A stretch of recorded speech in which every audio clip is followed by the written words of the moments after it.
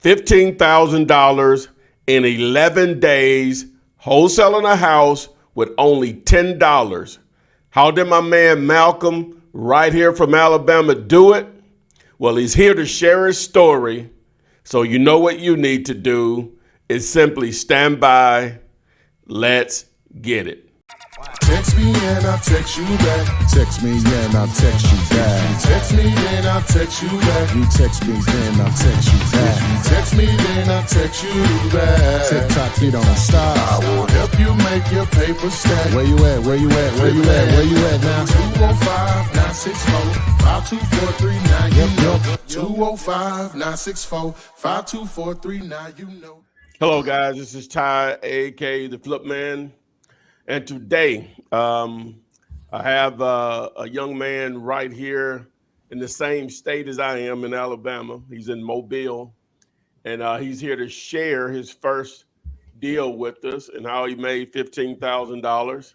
And I think he found the deal driving for dollars. So, probably one of the most inexpensive ways to find a deal. So he's here to share how he did it. So enough from me. Yapping. How's it going, Malcolm? Hey man, how's it going, Flip? Appreciate for allowing me to be on here with you guys. No problem at all, man. He reached out to us last night on the Flipping on Thursdays. It was Flipping on number 210, and I think you had a question, but you mentioned that you had closed your first deal, and so I was like, let's let the folks hear it because I'm sure it can help others get going and be some inspiration. So if you could just, we'll just start a little bit, I guess, just about you maybe before you got into real estate, and we'll work our way up to that deal. All right, sounds good. So originally I do have a 9-to-5. I'm a ship fitter by trade is what I do, work at a shipyard. So but on the side of that, I also have a lawn care service. Okay. So the way I found the deal was really because I was already out. I mean, cutting yard. But before you get into that, how long have you been interested in real estate? Oh, wow. So I've been interested in real estate for a while before I even started the job that I'm at now. So I would say probably about 7 years. I've always wanted to get into real estate, but me, I was thinking lack of funds. I didn't have the money to actually just get started. Mm-hmm. So, and I started doing research, trying to understand, get the knowledge of buy and hold, trying to get that, trying to see what I need to do as far as getting my first property and just trying to see if I can get a rental, but never could really get the rental because I had to get my credit right. So I think I met a friend of mine. I was cutting a yard, and a friend of mine's now that actually buy houses and rent them out. And I was talking to him, and I was asking him, I said, man, what it is that I need to do to just get into real estate?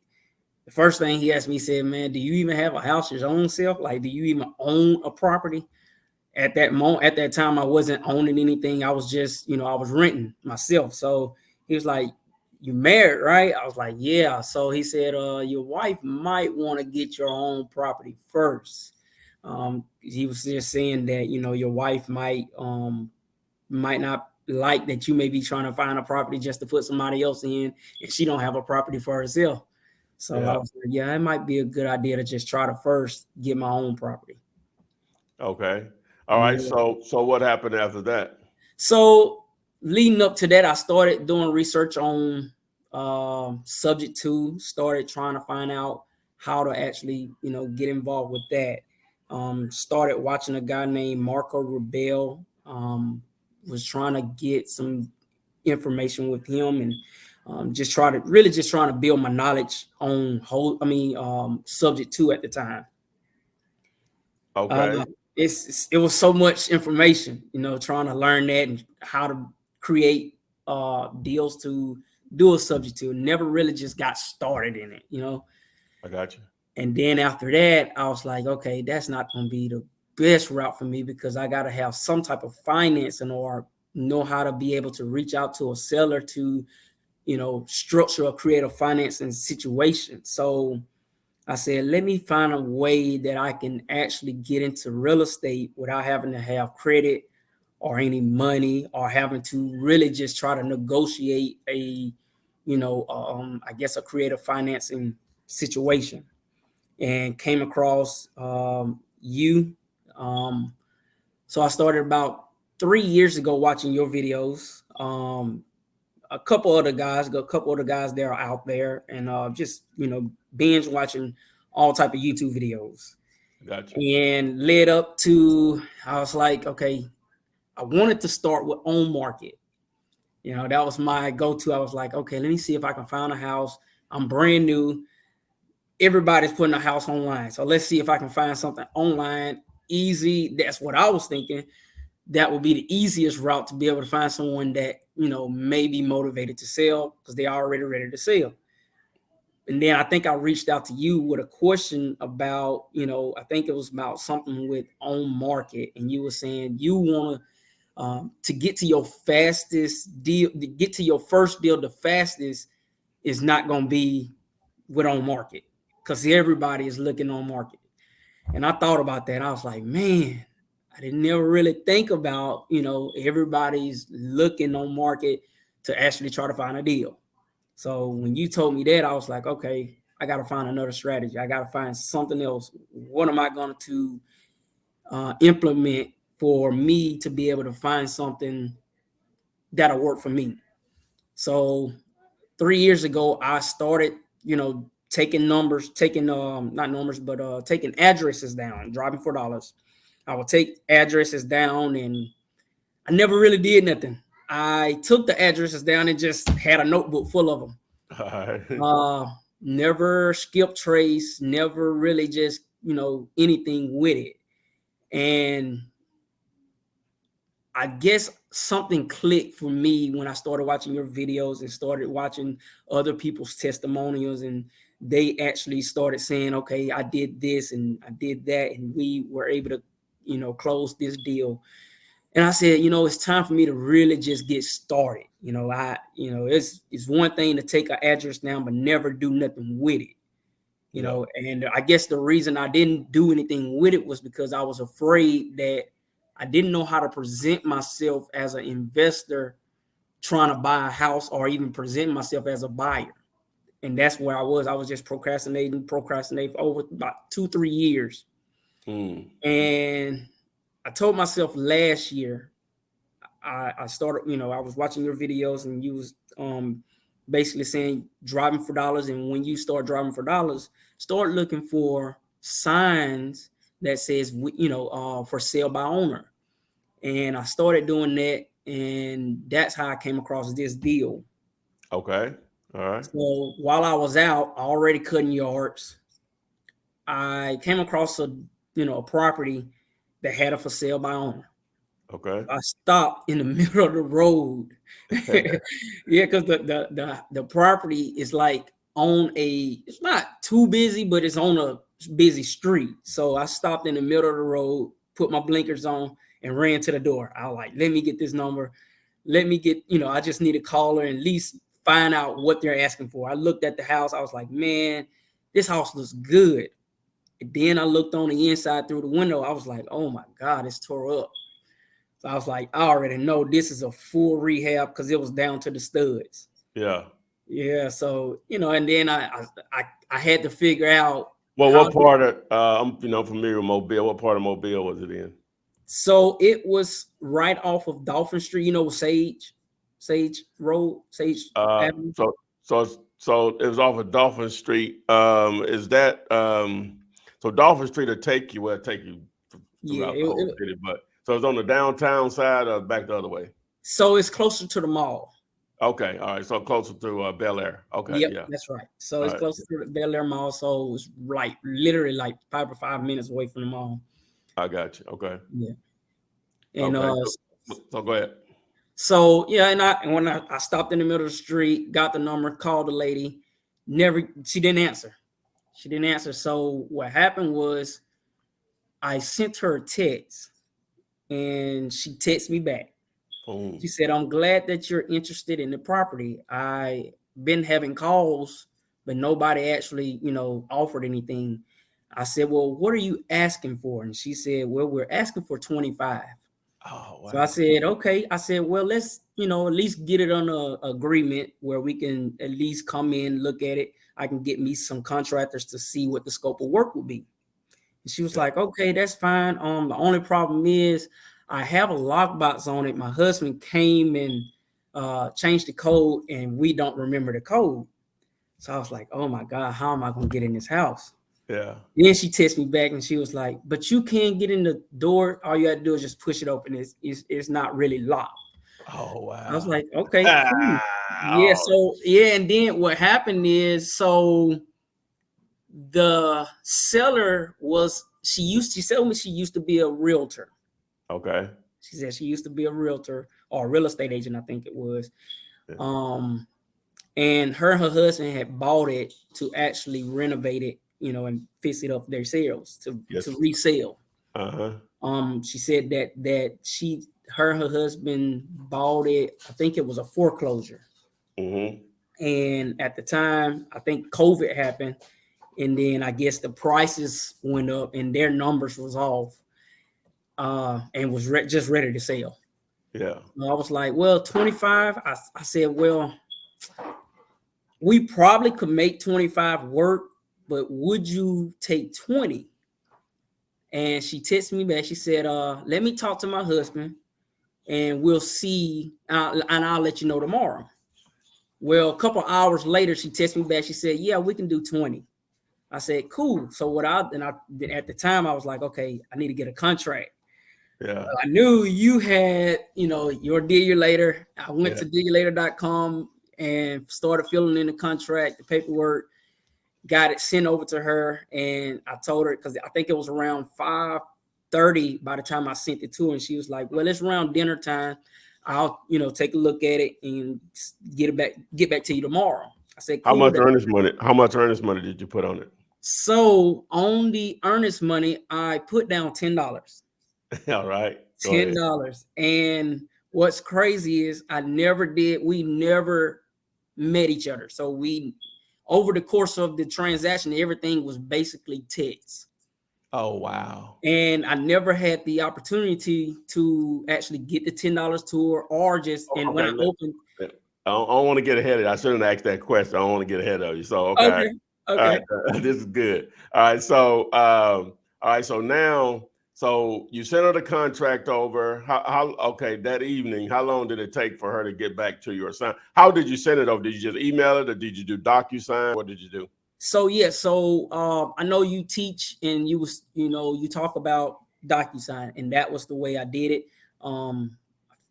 Filled it out, put it over onto DocuSign, had it signature, and then we emailed it over. I already signed and we just was waiting on her signature. Yeah. And just went from there. I think it like the next morning, she sent it over. And she was like, you're able to get in it. It's no problem. If you need to get in it, just open the door. And I told her, I said, well, I'd rather have the lockbox, fixed. She was like, well, we'll be able to get to it because she's over in Daphne. They're located in Daphne. So across the bay. Yeah, across the bay. So she was like, well, we might be able to get to it over the weekend, but I'll let you know. I said, well, I know you said that we can get inside of it. And what I told her was I would just contact her on a time frame when I would go over there and have my, contractors to come over and look at it and give me a scope of work. So at that time, she was like, okay, no problem. Just let me know, we'll just go from there. So I had it signed on the 20th of January. Okay. With her for $20,000. Okay. And I originally tried to get on Facebook and try to find buyers. Okay. And I really didn't get nothing. I guess it was the way how I presented it. I didn't have any pictures of it, but really just put it out there saying, hey, I got a property. This is what it is. Anybody, interested, just give me a holler or shoot me a DM. Yeah. I got a bunch of people just, texting me and, inboxing me, but No Well, one. let me ask you this: did you go out and take photos and video of it? What did you do with that part of it? So the day I got it signed, I think it was like the next day. What I started doing was I started going and getting pictures, and like you teach, get a video, and I uploaded the video to YouTube. Mm.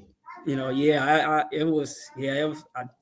it was like easy once I watched your videos on how to just go in and actually look at the property and get the right videos of what we need. I was able to just go and do that, and I put in there what the ARV was. Oh yeah, that's what I was about to say. What did you come up with as far as the ARV? Then let me So, ask you this: so did you determine this before you made the $20,000 offer, or what was your process on that? so I actually, when she negotiated the 25, I was already doing the work. Okay. And I know you teach, I think it's around 45 to $50 a square foot for, Yeah, totally for not livable. Not yeah, livable. not livable. Yeah. So I, just really calculated that, real quick. And I knew that, it was a situation where it's going to be pretty, significant. So I think when I put it in using your method, I think it was like 58.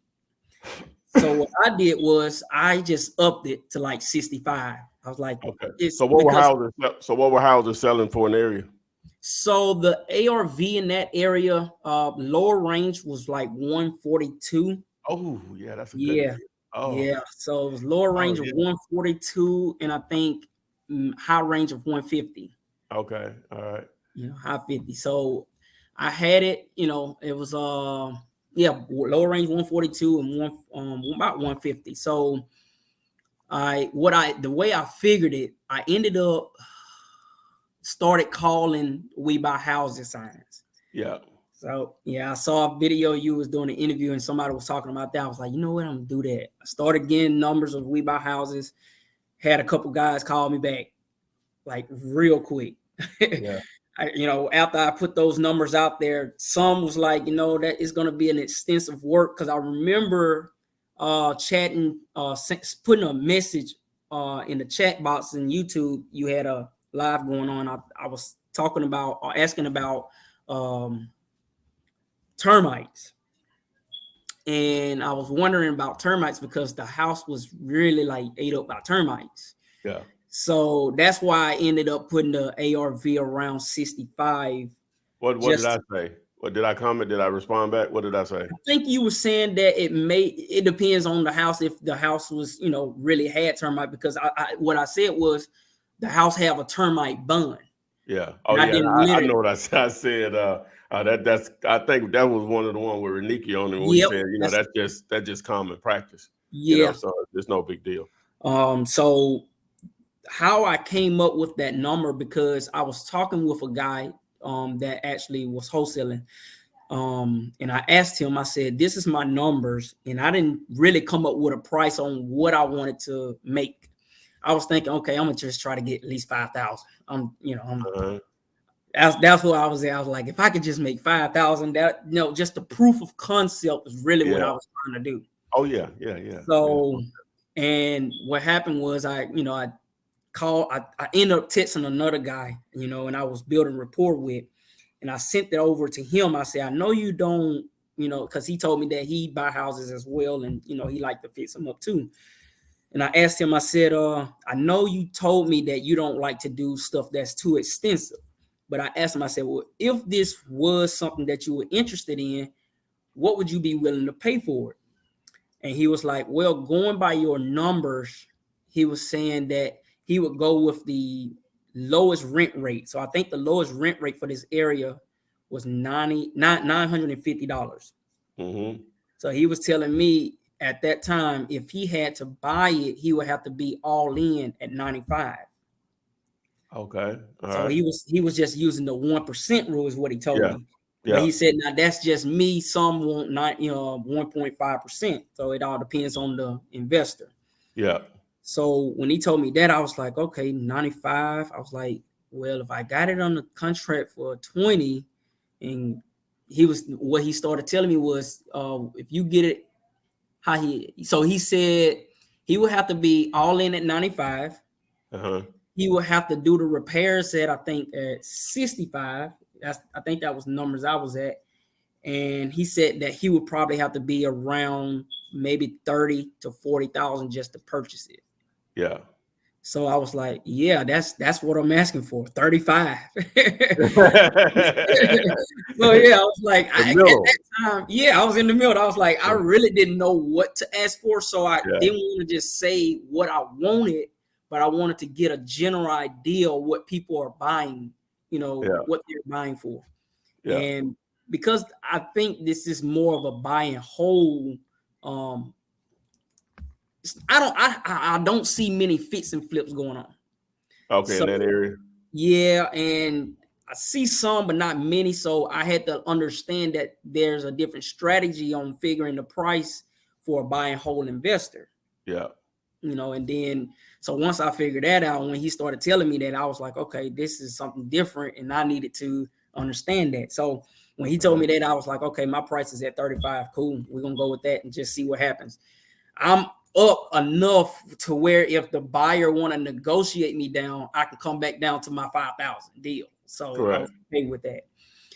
And I had buyers the first day. It was like I think it was a Saturday night. I texted the guy, and when he told me those things, I said, well, I'm looking, I'm asking 35. He was like, well, he said, I may have a buyer that may be interested. I'll send it over. He said, and it was a Saturday night going into a Sunday morning. He texted me, I think it was like 9 o'clock. He was like, if you willing to sell, I might have a buyer that may Who is this you're talking to? Another wholesaler or what? Yes. So it was another wholesaler. Okay. This is another local wholesaler in the area. And he was like, if you text me in the morning, I'll text it to him. I'll text all the information to him, and we'll just see what happens. I was okay because I was thinking maybe he want a JV, and I ain't got no problem with that. I was like, I'm thinking it's enough cushion for us to just do a JV deal if he wanted to. Yeah. I didn't bring it up, and he didn't either. So, he texted me. He said, "Man, I'm not even asking for nothing. I'm not even gonna JV with this." Oh wow. Yeah, and he could have Yeah. And he sent the guy over to me, and that I think it was that Monday. They came out and looked at the property. Well, I already had other buyers that Saturday come look at the property, and they were, looking at it. I had one that was already trying to claim it. This is mine, but the only thing that they were saying was they wanted to get an electrician out to see if they needed to rewire it. Yeah. So I was like, that's cool, but I got other buyers that's coming. I had it scheduled. So, and they was like, that's fine, but we're going to take this one. We're asking for this one. And then they was like, well, what are you asking? So at that time, I didn't know what I wanted. So I was thinking, I was like, let me get at least $5,000 or $7,000. So I told them 27. Yeah. At the time. Okay. And that was before I found out that I could actually get a little bit more. Correct. And when I found out I can get a little bit more, so I didn't go back to them to say, I wanted to raise it, but I came back and said, well, I do have other buyers that are putting numbers on the table. So if you want to put your number in on, whatever it is that you want to buy, your buy price, just let me know. And I told them 27 at the time, and they never did get back with me on the buy price. So I said, okay, well, that's cool. I already had about 2 or 3 more buyers coming to look at it. So I had the other buyers. They came and looked at it, and it was no problem. They came out. When the guy called me that actually wanted to do it, I was literally at work, and that Monday morning, they was calling me. It was like 3 or 4 guys calling. They was like, so another thing I did was, let me try to go back. So once I got it under contract, I think I also asked you about getting an affidavit of a memorandum, because I didn't want the seller to go back and try to sell it to somebody else. I was like, let me at least try to see if I need to do this. And I think you said it's not really necessary. And I think that's what I had in a text. Yeah. And it was like, It was not really necessary. So I just said, you know what, I'm gonna just do it. Just, for precautionary. It's my first deal. I don't want nothing to happen. So I ended up doing that, and then what happened after that? I went and opened up title. So I went to a title company, and I brought it to the title company. And I said, well, and I asked her. I said, if you have any buyers maybe interested, I'm open for negotiation on pricing. And she was like, I may have a couple people that may be interested in the price. I mean, in the deal. And she already knew what I was gonna, what I had it on a contract for. But I told her, I said, I could throw you something on, if you want to do that as well. I ain't got no problem with that. And she was like, nah, as long as you close with me, I'm fine with that. I said, cool. Yeah, that's all they want. Yeah. And so once she told me that, and she was like, I may have a buyer for you. So she sent another buyer. Okay. And they came out. I think they were the last one to come and look at it. But at that time, I already had the guy that came and looked at it that Monday. They wanted to sign it in. They was like, can we get it on a contract and give us about 5 to 10 days? I said, wow. Yeah. They was like, give us about 5 to 10 days. I said, yeah. Sign, send me over your information. We'll do that. And then he said, is there any way I can go look at it today? I said, sure. So he told me, he was like, he was going to look at it, him and his wife at the time. And he was going to take a contract out there and look at it just to be sure about, if it's something that he could do. Yeah. At the time, I told him, I said, you can go look at it. The door's really unlocked. You just got to push it open. You got, just make sure you lock the door back, And so he called me. Because I told him to call me when he get there. And, that way I know I wanted to maintain who was going in and coming out. Correct. So he called me and told me that he was going, he was there to go look at the property. And he was like, yeah, I think that's, I think what your numbers are is, we can work with that. Then negotiate it down. I was like, wow, this is crazy. Yeah. Because I was at, when I talked to him, he was like, well, you told my other, wholesale, my other partner that you're asking for 35. Yeah. And he was like, I think we can work with that. I think this is something that we can work with. And I was like, wow. So then I sent him a text. I was like, well, do we need 10 days to, for inspection? He said, no, just give us 3 days. Yeah. So he said, give us 3 days. And I was like, cool. And so I had it on a contract with the seller on the 20th. And I got it on a contract with the buyer on the 24th. And I think we ended up closing. I think it was that Friday we was getting ready to close. They had already wired the money. So when I talked to title company, they wired. I had it. Okay, so I also had a non-refundable $2,500 earnest money. Okay. From the buyer side. And and that's when I sent over the contract. They had it signed and they had it on the contract for the EMD was $2,500. And they was okay with that. And they wired that over, that same day. And but by the time it was time to close, they had already wired the money. It was no problem. I contacted the title company. So what date? So just to do the timeline, contract with the seller on the 20th, around the 24th. With the buyer, you had already reached out to the title company. I'm assuming they were okay dealing with that title company that you had already, sought out or whatever. So what actual date did y'all close on? So the 31st is what I had it written up for with the buyer. Yeah. And they was ready to go. I think it was the 20. I think the 31st was a Monday. Yeah, that was just Monday. Yeah. Yeah. Was just so Monday. Yeah, and they had already sent the money Friday.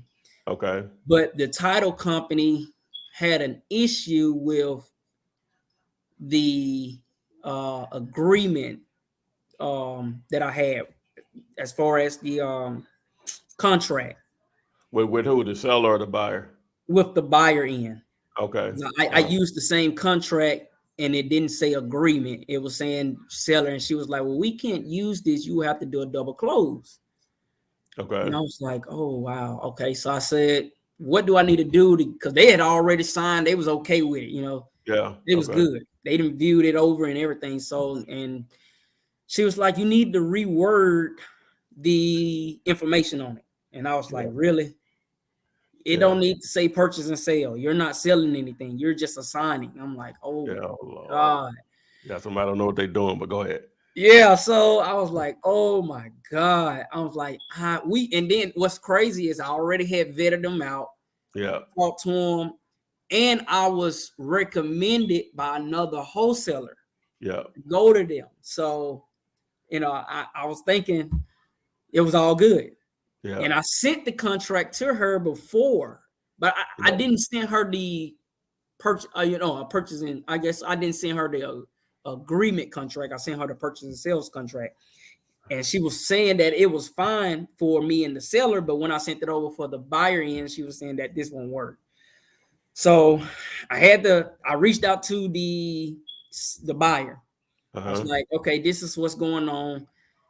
They had already signed. They was like, well, do what you need to do. It's okay with us. So I had to go in and reword everything. And once I did all that, I sent it to the buyer. Sent it to the buyer so they can see what it looked like. And then I sent it to the title company. Okay. So had another issue that Monday with the title company because they had it on the HUD statement. So when the seller came to the title company, they had it on the HUD statement that the seller was receiving $35,000. Yeah, and that it was almost like as if she was going to give me $15,000 as an assignment. They didn't know what they were doing. But go ahead. So I was like, that's not. And then I sent the closure statement, and she was like, well, you don't have to send all that. We understand exactly what we're doing over here, and we got it. We'll take care of it. I was like, cool. I just wanted to make sure, everything, we're good to go. But when I got there, when they sent all that information, the seller got there, and she was like, I'm not signing this because I'm not receiving 35. I'm okay with the 20, but I'm not receiving 35 because I'm going to have to pay taxes on it. Yeah, of course. Yeah. Yeah. So, and she was kind of upset with that. Yeah, of course. That's confusing. Yeah, exactly. Yeah, so they had to, and I think what happened was the manager, the manager of the title company is who I was really dealing with. She was out sick. So we were supposed to do it that Friday. So she was out sick that Friday. And I guess one of the assistants had it wrote up or whatnot. Correct. And they had it wrote up wrong, and the seller just didn't want to, sign the paperwork for that. So we had to wait till Monday to actually do the closing, and she wired the seller her money, and I was able to go pick up my check that Monday evening. Oh, okay. So they got it cleared up. Oh, okay. Yeah, they ended up getting it cleared up. Oh, wow. So, and what he said was he sent over a closing detail sheet, which is supposed to make it a little easier for the title company to know who's the seller, who's the buyer, the actual sales price, who's paying what, who's receiving what, namely your assignment fee, which you can access that free on diggerlater.com also. So it was simple in the sense the way you found it. The seller didn't trip. You sent over $10 earnest money. They didn't trip about that. And she was a former realtor. So even with that being said, so obviously they were motivated as you know what. Yeah. And then the buyer, you found it through another wholesaler. And, it's a form of co-wholesaling without having to pay anything. And so you basically stumbled into the amount because you're going to be cool with $5,000, Yeah. So, man, what a good experience. Like you say, like with myself, I made only $2,500 on my first deal, but the proof of concept was worth millions in reality. You know what I'm saying? So, but man, wow, I love that the entire story. That's a good one.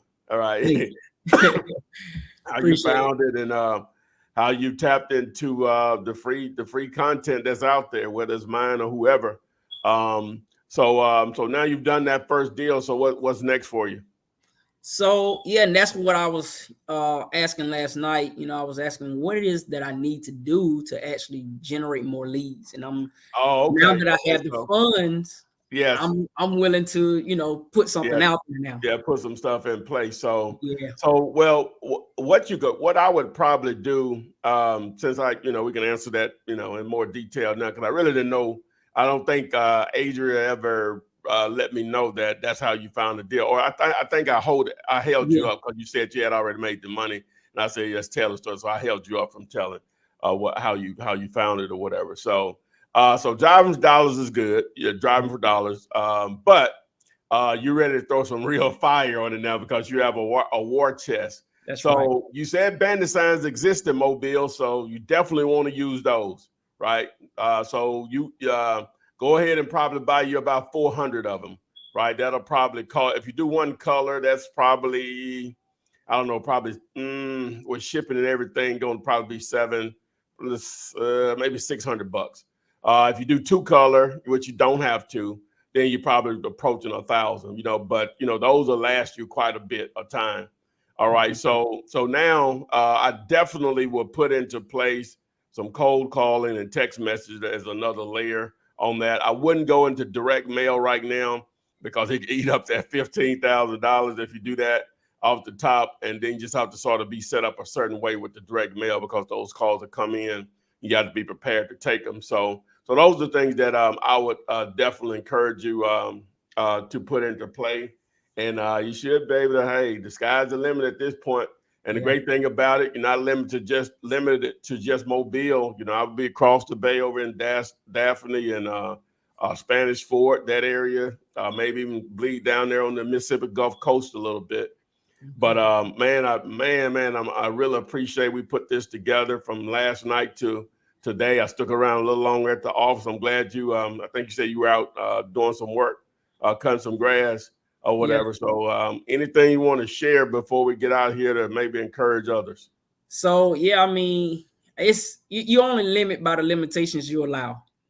Yep. And whatever limitations again, I could have started 3 years ago, 2 or 3 years ago. I was taking down those addresses and never did anything with it. It Yep. was all because I was allowing my fear to stop me from going forward. So don't allow no limitations to limit you from doing something that really is accessible. Yep. And that, I mean, I would, that's what I would tell everybody, just take the time out and actually put some action to whatever it is that you want to do, whether it Yep. be wholesaling or whatever. Yeah. You just Whatever. got to Exactly. step out there. Boom, man, Malcolm, man, I really appreciate it. Yes, sir. Yeah, my Appreciate man, you. right here in Alabama. Do you know anything about Washington County? I've been up that Mac, area. McIntosh, McIntosh, yeah. Chatham, that general. Okay, I'm from a town called Milry. It's Yep. 75 miles north. What is that? Northwest of Mobile. So, but I have a ton of relatives in Mobile. Like I say, one of my older brothers lived there in Mobile. Okay. He's been down there since like the early '80s or whatever. He just retired from UPS. Whatever. So, but really appreciate it, man. Hey, when I'm down there, man, I'll look you up Yes, sir. and maybe we can hang out. Show me the port city. Yes, sir. Most definitely. Most All right, my definitely. man. Boom, you made it. Hopefully that video helped. If you need to find cash buyers anywhere, tap this video here. Make sure you follow me, subscribe to the channel, and I'll see you on the flip side.